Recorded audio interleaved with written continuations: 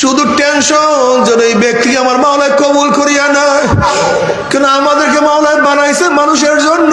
কু আনফুসাকুম ওয়া আহলিকুম নারা, নিজেও বাঁচো আর একজনকে বাঁচাও, নিজেও নামাজ পড়ো আর একজনকে নামাজ পড়াবার ব্যবস্থা করো, নিজেও রোজা রাখো আর একজনকেও রোজা রাখার ব্যবস্থা করো, নিজে দাড়ি রাখো আর একজনকে দাওয়াত দাও দাড়ির জন্য,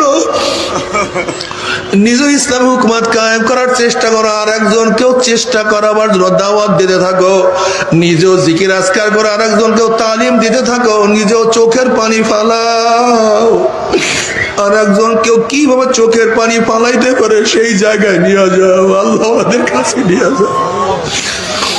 তুমি কি দেখো না আগুনের কাছে গেলে গরম লাগে, বরফের কাছে গেলে ঠান্ডা লাগে, আতরের কাছে গেলে ঘেরাম লাগে, ঠিক জাকিরের কাছে গেলে জবানে জিকির জারি হয়ে যায়।